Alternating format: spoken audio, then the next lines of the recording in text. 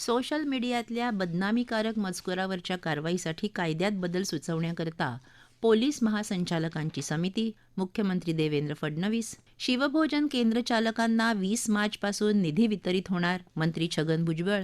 1 जुलैपासून दूध संकलन उद्योगांसाठी नवीन वीज दर, मुख्यमंत्री. ही होती विधानसभेतल्या आजच्या कामकाजाची वैशिष्ट्य.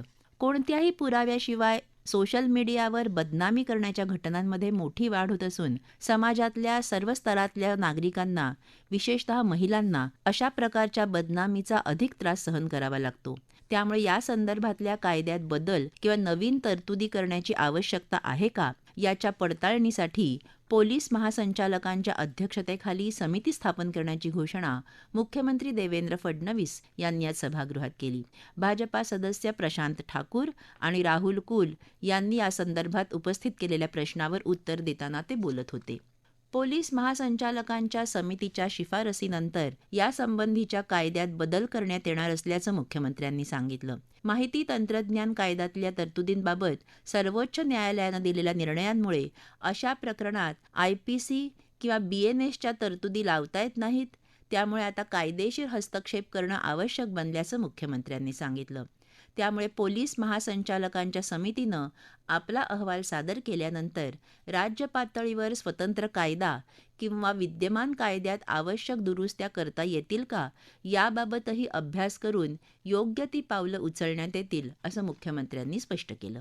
मुख्यमंत्री बळीराजा मोफत वीज योजनेचा लाभ फक्त 7.5 अश्वशक्तीपर्यंत वीज वापरणाऱ्या ग्राहकांनाच मिळणार असल्याचं मुख्यमंत्री देवेंद्र फडणवीस यांनी या संदर्भातल्या तारांकित प्रश्नाच्या उत्तरात सांगितलं. तर रोपवाटिका व्यावसायिकांना वीज बिलात काही दिलासा देता येईल का, या संदर्भात विचार केला जाईल.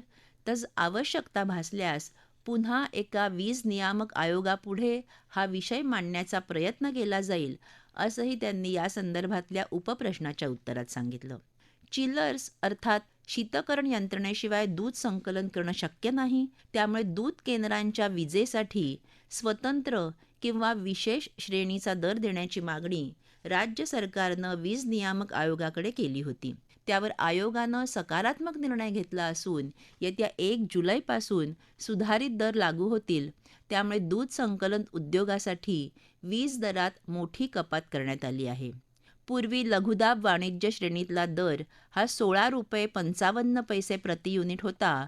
तो आता 7 रुपये 31 पैसे प्रति युनिट केला आहे. तसंच उच्च दाब वाणिज्य श्रेणीत पूर्वी 13 रुपये 81 पैसे प्रति युनिट आकारले जात होते. ते आता 9 रुपये 6 पैसे प्रति युनिट केले असल्याची माहिती मुख्यमंत्र्यांनी या संदर्भातल्या तारांकित प्रश्नाच्या उत्तरात दिली. या निर्णयानं दूध संकलन उद्योग आणि त्यामार्फत आपल्या शेतकऱ्यांना मोठा दिलासा मिळणार आहे. यासोबतच कोल्ड स्टोरेज किंवा इतर संबंधित सुविधांसाठी विशेष दराचा विचार करता येईल का, याबाबतही शासन स्तरावर प्रयत्न सुरू आहेत. विशेषतः सौर ऊर्जेवर आधारित कोल्ड स्टोरेजसाठी नवं तंत्रज्ञान वापरता येईल का, किंवा त्यासाठी सोलर हायब्रिड मॉडेलचा वापर करता येईल का, याचा गंभीरपणे विचार सुरू असल्याचंही त्यांनी सांगितलं. मुख्यमंत्री सौर कृषी वाहिनी योजनेअंतर्गत आतापर्यंत 4,000 मेगावॅट क्षमतेचं काम पूर्ण झालेलं आहे. यातून जवळपास 8 लाख शेतकऱ्यांना अखंड वीज पुरवठा देण्याची क्षमता आपण निर्माण केली असून त्यानुसार वीज पुरवठा सुरू करण्यात आलेला आहे. या वर्षाच्या अखेरीपर्यंत सुमारे 10,000 मेगावॅट इतकी अतिरिक्त वीज निर्मिती क्षमता तयार होईल. त्यानंतर राज्यातल्या सुमारे 75% शेतकऱ्यांना दिवसा वीज पुरवठा करणं शक्य होणार असल्याचं फडणवीस यांनी या संदर्भातल्या प्रश्नाच्या उत्तरात सांगितलं.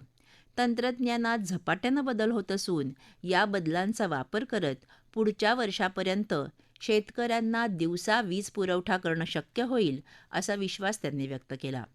अधिकृतपणे आपण 8 तासांचा पुरवठा म्हणत असलो तरी शासनाचा प्रयत्न हा 10 तास वीज पुरवठा देण्याचा राहणार आहे. पुढच्या काळात शेतकऱ्यांना अधिक स्थिर, परवडणारा आणि दिवसभर उपलब्ध वीज पुरवठा देण्याचा शासनाचा निर्धार असल्याचंही मुख्यमंत्र्यांनी सांगितलं. शिवभोजन केंद्रांच्या देयकांच्या वितरणाला काहीसा उशीर झाल्यानं काही अडचणी निर्माण झाल्याची कबुली देतानाच येत्या 20 मार्चपासून शिवभोजनचा निधी वितरित करण्यात येणार असल्याचं अन्न आणि नागरी पुरवठा मंत्री छगन भुजबळ यांनी स्पष्ट केलं. सना मलिक यांनी शिवभोजन थाळी योजनेच्या केंद्राच्या निधीबाबत लक्षवेधी सूचना मांडली होती. यापूर्वी 70 कोटी रुपयांच्या वितरणाला मंजुरी दिली होती. त्यापैकी जवळपास 68 कोटी रुपयांचं वितरणही केलं आहे. या अर्थसंकल्पात आणखी 220 कोटी रुपयांची तरतूद केली असून पुढच्या वर्षासाठीही 120 कोटी रुपयांची तरतूद केली आहे. अर्थसंकल्प मंजूर झाल्यानंतर 20 मार्चनंतर या निधीचं वितरण सुरू केलं जाईल आणि संबंधित केंद्रांना त्याचा लाभ मिळेल, असं मंत्री भुजबळ यांनी सांगितलं. दुपारी सभागृहात अर्थसंकल्पावरच्या दुसऱ्या दिवशीच्या चर्चेला सुरुवात झाली. राष्ट्रवादी काँग्रेस शरदचंद्र पवार पक्षाचे सदस्य जयंत पाटील यांनी या चर्चेला सुरुवात केली. कर्जमाफी आणि पायाभूत सुविधा या 2 प्रमुख बाबी या अर्थसंकल्पात असल्याचं दर्शवलं आहे. मात्र या दोन्ही बाबी फसव्या असल्याचा आरोप जयंत पाटील यांनी केला. या बजेटमध्ये मुख्यमंत्र्यांनी 2 लाख रुपयेपर्यंत कर्ज माफ करण्याची घोषणा केली. 2019 साली आमच्या महाविकास आघाडी सरकारनंही कर्जमाफी केली होती. आज 7 वर्षांनी पुन्हा आपण तिथेच आहोत. राज्यावरचा 4 लाख कोटींचा कर्जाचा बोजा 11 लाख कोटी झाला, पण शेतकऱ्यांच्या कर्जमाफीमध्ये काहीही वाढ झाली नसल्याचं ते म्हणाले. या अर्थसंकल्पात ना अर्थ आहे ना कोणता संकल्प आहे. यामुळे फक्त मोठ्या कंत्राटदारांचं भलं होणार असल्याचा टोलाही त्यांनी लगावला. जयंत पाटील यांच्यानंतर दिलीप वळसे पाटील, नितेश राणे, बापूसाहेब पाठारे, संजय केळकर, नाना पटोले, विनय कोरे, राहुल कुल, कैलास पाटील, संजय मेश्राम आदी सदस्यांनीही अर्थसंकल्पावर भाषणं केली. मुंबई महानगर क्षेत्रातल्या शासकीय महिला कर्मचाऱ्यांसाठी कम अर्ली गो अर्ली सवलत, उपमुख्यमंत्री सुनेत्रा अजित पवार यांची घोषणा. नागपूर विभागातल्या काही शाळांमधल्या शिक्षक शिक्षकेतर कर्मचाऱ्यांच्या प्रलंबित वेतनाबाबत SIT अहवाल आल्यानंतरच पुढचा निर्णय. राज्यमंत्री पंकज भोयर यांची माहिती. अनुदानित माध्यमिक शाळा आणि कनिष्ठ महाविद्यालयांमधल्या शिक्षक आणि शिक्षकेतर कर्मचाऱ्यांना तसंच त्यांच्या कुटुंबियांना कॅशलेस उपचार देण्याबाबत राज्य शासन विचार करणार. राज्यात 11 नवीन अप्पर जिल्हाधिकारी कार्यालयांची निर्मिती करण्याची महसूल मंत्री चंद्रशेखर बावनकुळे यांची घोषणा. ही होती विधान परिषदेतल्या आजच्या कामकाजाची काही क्षणचित्र. नागपूर विभागातल्या काही शाळांमधल्या शिक्षक शिक्षकेतर कर्मचाऱ्यांच्या प्रलंबित वेतनाबाबत SIT अर्थात विशेष तपास पथकाचा अंतिम अहवाल आल्यानंतरच पुढचा निर्णय घेतला जाईल, अशी माहिती शालेय शिक्षण राज्यमंत्री पंकज भोयर यांनी दिली. याबाबत सदस्य सुधाकर अडबाले यांनी प्रश्न उपस्थित केला होता. भोयर म्हणाले की नागपूर विभागातल्या काही शाळांमध्ये शासनाची परवानगी न घेता तसंच पात्रता निकष पूर्ण न करणाऱ्या शिक्षक आणि शिक्षकेतर कर्मचाऱ्यांच्या नियुक्त्या झाल्याचं निदर्शनाला आलं आहे. या प्रकरणात शालार्थ IDच्या माध्यमातून अनियमितता समोर आल्यामुळे संबंधित बिलांना सध्या स्थगिती दिली आहे. या प्रकरणाची चौकशी करण्यासाठी विशेष तपास पथक नेमलं असून त्यांचा अंतिम अहवाल आल्यानंतरच पात्र शिक्षकांच्या वेतनाबाबत निर्णय घेतला जाईल. काही शिक्षकांनी या प्रकरणी उच्च न्यायालयात याचिका दाखल केली होती आणि न्यायालयानं वेतन देण्याच्या सूचना केल्या होत्या. या आदेशाविरोधात राज्य शासनानं सर्वोच्च न्यायालयात याचिका दाखल केली आहे. सर्वोच्च न्यायालयानं उच्च न्यायालयाच्या आदेशाला स्थगिती देत 4 आठवड्यात सुनावणी घेऊन निर्णय घेण्याच्या सूचना दिल्या असल्याची माहिती भोयर यांनी दिली. अनुदानित माध्यमिक शाळा आणि कनिष्ठ महाविद्यालयांमधल्या शिक्षक आणि शिक्षकेतर कर्मचाऱ्यांना तसंच त्यांच्या कुटुंबियांना वैद्यकीय उपचार केल्यानंतर वैद्यकीय खर्चाची प्रतिपूर्ती हवी असेल तर प्रथम स्वतःचे पैसे खर्च करावे लागतात. प्रतिपूर्तीची देयकं कर्मचाऱ्यांना विलंबानं मिळत असल्यामुळे कर्मचाऱ्यांच्या वैद्यकीय उपचारामध्ये निर्माण होणारा व्यत्यय टाळण्यासाठी कॅशलेस सुविधा उपलब्ध करून देण्याबाबत राज्य शासन विचार करेल, असं शालेय शिक्षण राज्यमंत्री पंकज भोयर यांनी सांगितलं. सदस्य विक्रम काळे यांनी उपस्थित केलेल्या प्रश्नावर ते बोलत होते. शिक्षकांनी वैद्यकीय देयकं दिल्यानंतर ते त्याच महिन्यात अदा करण्याचे निर्देश दिले जातील, असं ते म्हणाले. विधान परिषद सदस्य श्रीकांत भारतीय आणि प्रवीण दरेकर यांनी अहिल्यानगर जिल्ह्यातल्या जामखेड तालुक्यातला रत्नापूर इथले सूर्यकांत मोरे यांच्याविरुद्ध 24 नोव्हेंबर 2025 रोजी उपस्थित केलेल्या विशेषाधिकार भंग आणि अवमान प्रकरणी सूर्यकांत मोरे यांना 30 दिवसांच्या दिवाणी कारावासाच्या शिक्षेची शिफारस विधान परिषद विशेषाधिकार समितीचे अध्यक्ष प्रसाद लाड यांनी केली. मुंबई महानगर क्षेत्रातल्या शासकीय महिला कर्मचाऱ्यांसाठी कम अर्ली गो अर्ली सवलत देण्याची महत्त्वपूर्ण घोषणा उपमुख्यमंत्री सुनेत्रा अजित पवार यांनी केली. दरम्यान महिलांच्या सर्वांगीण विकासासाठी राज्य शासन कटिबद्ध असल्याची ग्वाही देत राज्यातल्या महिलांना योग्य सन्मान, संधी आणि सुरक्षितता देणारा समाज घडवण्याचा संकल्प अधिक दृढ करण्याचं आवाहनही पवार यांनी यावेळी केलं. आंतरराष्ट्रीय महिला दिनाच्या निमित्तानं विधान परिषदेत प्रस्तावावर झालेल्या विशेष चर्चेला उपमुख्यमंत्री पवार यांनी उत्तर दिलं. महिलांच्या सक्षमीकरणासाठी शासनानं महिला शासकीय कर्मचाऱ्यांसाठी 180 दिवसांची प्रसूती रजा मंजूर केली असून प्रसूती रजेनंतर गरज भासल्यास कमाल 1 वर्षापर्यंत वैद्यकीय प्रमाणपत्राशिवाय अर्धपगारी रजा घ्यायलाही परवानगी देण्यात आल्याचं सुनेत्रा अजित पवार यांनी सांगितलं. राज्यात 4थं महिला धोरण लागू केलं असून त्याच्या प्रभावी अंमलबजावणीसाठी उच्चस्तरीय समिती स्थापन केली आहे.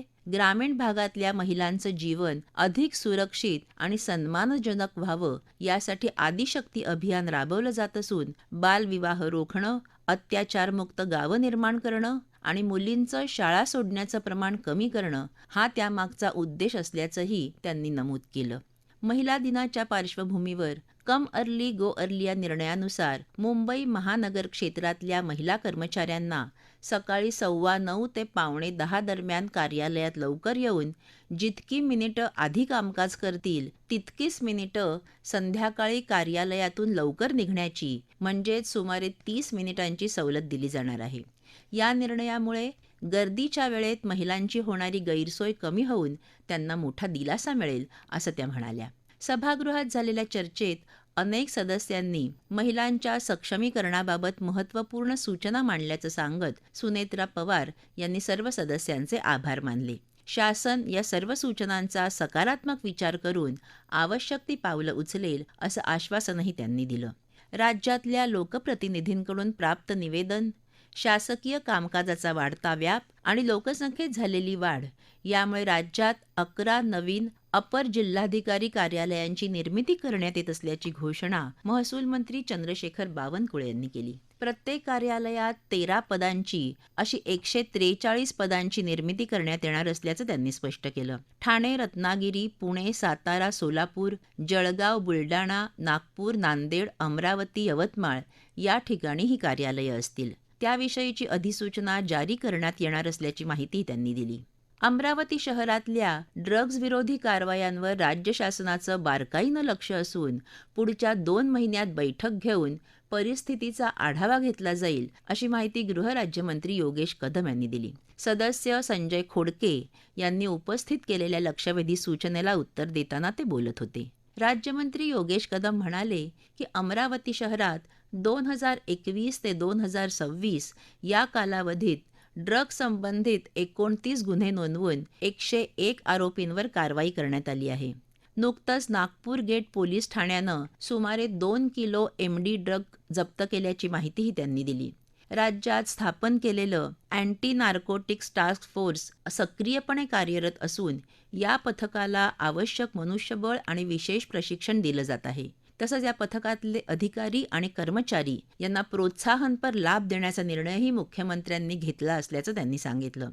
ड्रग्ज विरोधी कारवाया गुप्त माहितीच्या आधारे विविध ठिकाणी केल्या जात असून या कारवाया सातत्यानं आणि आक्रमकपणे सुरूच राहतील असं त्यांनी स्पष्ट केलं. लक्षवेधी सूचनांनंतर अर्थसंकल्पावरच्या चर्चेला सुरुवात झाली.